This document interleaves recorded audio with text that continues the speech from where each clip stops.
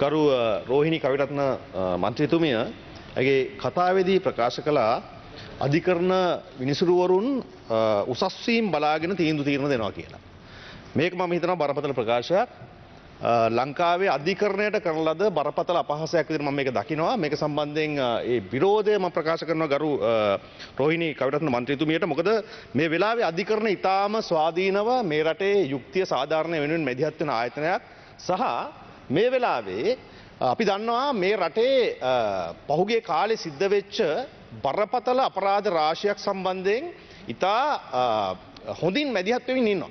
ඉතින් මේ තත්ත්වයන් දිහා බලාගෙන ඉන්න බැරුවද එහෙම නැත්නම් වෙන තත්ත්වයක්ද කියන අපිට තේරෙන්නේ නැහැ. මේක සම්බන්ධයෙන් මගේ විරෝධය ප්‍රකාශ කරන ගමන් අද විශේෂයෙන් අපි මේ සාකච්ඡාවට ගන්න පරිසර පනත සම්බන්ධයෙන් සාකච්ඡාව ආරම්භ කිරීමට පෙර මම පොඩක් අවධානය යොමු කරනවා විශේෂයෙන් ජාතික ජනබලවේගයේ ප්‍රතිපත්ති ප්‍රකාශනය එහෙම නැත්නම් පොහොසත් රටක් ලස්සන ජීවිතයක් කියන ප්‍රතිපත්ති ප්‍රකාශනයේ අපි පැහැදිලිව සඳහන් කරලා තියෙනවා පරිසරය වෙනුවෙන් මැදිහත් වෙන ආකාරය සම්බන්ධයෙන්.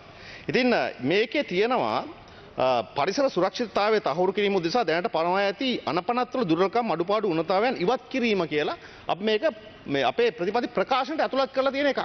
ඉතින් මේ ප්‍රතිපත්ති ප්‍රකාශනයේ තියෙන දේවල් තමයි ගරු මූලසන මන්ත්‍රීතුමනි අපි ක්‍රියාත්මක කරමින් ඉන්නේ. මේ පරිසර පනතත් එක්ක දැන් මේක 1980 ගෙනාපු පරිසර ආරක්ෂණ පනත මේ වගේ තව පනත් විශාල ප්‍රමාණයක් ලංකාවේ තියෙනවා. මම හිතන්නේ පනත් 100කට ආසන්න ප්‍රමාණයක්. විශේෂයෙන් ලංකාවේ වනජීවී හා වෘක්ෂජාඥා පනත, එතකොට මේ රටේ වන සංරක්ෂණ පනත, ඒ විතරක් නෙවෙයි මේ රටේ සමුද්‍රීය ආරක්ෂාව සම්බන්ධයෙන් වෙන්න පුළුවන්, වෙරළ ආරක්ෂාව සම්බන්ධයෙන් වෙන්න පුළුවන්, එතකොට සත්තු උද්‍යාන සම්බන්ධයෙන් වෙන්න පුළුවන්. අනෙකුත් මේ සියලු ශේෂ්ඨ අලලා සැකසුණු අනපනත් රාශියක් 100කට ආසන්න ප්‍රමාණයක් මේ රටේ තියෙනවා. නමුත් මෙතරම් අනපනත් තිබියදී අපට බැරි වෙලා තිබෙනවා පරිසර හිතකාමී රටක් ගොඩනගා ගන්න මේ වෙන තුරුත්. ඒක නිසා ඒකට අදාළ මැදිහත් වීම කිරීම සඳහා තමයි විශේෂයෙන් අපේ ගරු පරිසර කටයුතු පිළිබඳ අමාත්‍යතුමා, ඒ වගේම නියෝජ්‍ය ඇමතිතුමා ඇතුළු මේ පිරිස් මැදිහත් වෙලා කටයුතු කරමින් ඉන්නේ. දැන් මේකෙදි විශේෂ අවධානයක් අපි යොමු වෙමින් තියෙනවා. පරිසරය ආරක්ෂා කිරීම විතරක් නෙවෙයි ඝන අපද්‍රව්‍ය කළමනාකරණය වගේ දේවල්, පරිසර දූෂණය සම්බන්ධයෙන් සමුද්‍රීය ආරක්ෂා වෙන්න පුළුවන්, පරිසරයේ වාතය දූෂණය වීම සම්බන්ධයෙන් මේ වගේ කාරණා සම්බන්ධයෙන් තමයි විශේෂ අවධානය මේ සංශෝධනයේදී අපි යොමු වෙලා තියෙන්නේ.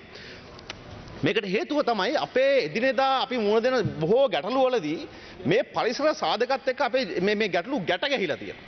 දැන් විශේෂයෙන් මම දන්නවා මහනුවර ප්‍රදේශයේ ජීවත් වෙන කෙනෙක් විදිහට නුවර තියෙන විශේෂයෙන් ගොහාගොඩ කුණුකන්ද කිව්වට පස්සේ මේ රටේම ජනප්‍රියයි. රටම දන්නවා. ඒ වගේම තමයි මීතර මුල්ල කුණුකන්ද සම්බන්ධයෙන් මුළු රටම දැනගත්තා මේකෙන් සිද්ධ වෙච්ච මහා විනාශයෙන් පස්සේ. ඒ වගේම ගොහාගොඩ කුණුකන්ද 1960 තමයි මෙතන කුණු දාන්න පටන් ගෙන තියෙන්නේ. අද වෙනතුරුත් මෙතන කුණු දානවා. හැබැයි මේක නිසි කළමනාකරණයකින් තොරව මෙතන කුණු ගොඩ ගැහිමින් පවතිනවා. මේ ඉතිහාසය විසින් අපට උරුම කරලා දීම මේ කුණුකන්දට කරන්නේ මොකක්ද කියලා අපිත් හොයලා බලනවා. මේකට උත්තරයක් හොයන්න දානවා. මේ වෙනකොට අපි එතනට එකතු වෙන කුණු සම්බන්ධයෙන් යම් මැදිහත් වීම කරනවා. මේක කොහොමද කළමනාකාරීත්වයෙන් යුතුව කරන්න කියන එක සම්බන්ධයෙන්. නමුත් 1960 ඉඳන් ගොඩ ගහපු කුණු කන්දක් මෙතන තියෙනවා. ඉතින් මේ වගේ දේවල් නිසි කළමනාකාරීත්වයෙන් තොරව, ඇහිල්ලකින් බැහිල්ලකින් තොරව කරපු යම් දේවල් නිසා අද අපටත් අනාගත පරපුරටත් මේක සම්බන්ධයෙන් වන්දි ගෙවන්න සිද්ධ වෙනවා. ඒක නිසා මේ අනපනත්වල සංශෝධන ඇතුලේ අපි ගේන වෙනස්කම් තාම පරිසර හිතකාමී සහ මේ රටේ අනාගත පරපුරට මේ පරිසරය මේ තියෙන තත්ත්වෙන් උරුම කර දීම සඳහා අපි කරන මැදිහත් වීම. දැන් ටික වෙලාවකට කලින් නාමල් රාජපක්ෂ ගරු මන්ත්‍රීතුමා මෙතන කතාවක් කරා. ඔහුගේ කාරණා තුළ ඉදිරිපත් වුණා මේ රටේ වෘත්තීය අයිතිවාසිකම් සම්බන්ධයෙන් පාට බහින මිනිස්සු සම්බන්ධයෙන්. දැන් ටිකට කලින් ගොවීන්ගේ අයිතිවාසිකම් සම්බන්ධයෙන්. වී බිල් දීමේනීම සම්බන්ධයෙන් ගොවියන් පාට බැසට පස්සේ කසිප්පුකාරයෝ කියනවා අරකයි මේකයි අපි ආණ්ඩුව විදිහට උන්ට අගෞරව කරනවා වගේ දේවල්. නමුත් අපිට මතකයි 2013 වර්ෂයේ රතුපත්සල ප්‍රදේශයේ ෆැක්ටරියකින් නිකුත් වෙන අපජලය මුසු වීමෙන් ලිංගලට මිනිස්සු මේකට විරෝධය දක්වලා පාරට බැස්සා. පාරට බැහැපෙලා මේකත් පරිසරයට සම්බන්ධයි. ගරු ඇමතිතුමනි, ඔබට මතක ඇති මේක දැන් අද අපි මේ සංශෝධනය කරන පරිසර පනත හා සම්බන්ධයි.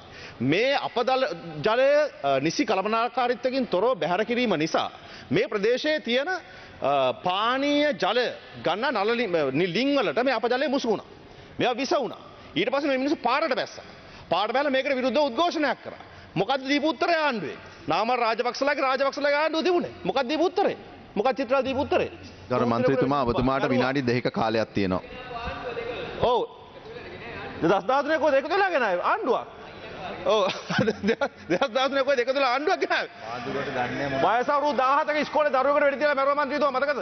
වයස අවුරුදු 17ක ඉස්කෝලේ ළමයෙකුට වෙඩි තියලා මැරුවා. තව දෙන්නෙක් මැරුවා. 40කට ආසන ප්‍රමාණයක් තුවාල වුණා. මෙන්න එදා මේ පරිසර ප්‍රශ්නයක් වුණේ පාරට බැහැව මිනිසුන්ට ඔයාලගේ ආණ්ඩුව දීපු උත්තරේ ශානක මාදුකර මන්ත්‍රීතුමා. ඒ නාමල් රාජපක්ෂම අද මෙතන ඇවිල්ලා පරිසර සම්බන්ධයෙන් මිනිසුන්ගේ අයිතිවාසිකම් සම්බන්ධයෙන් කතා කරන්නේ.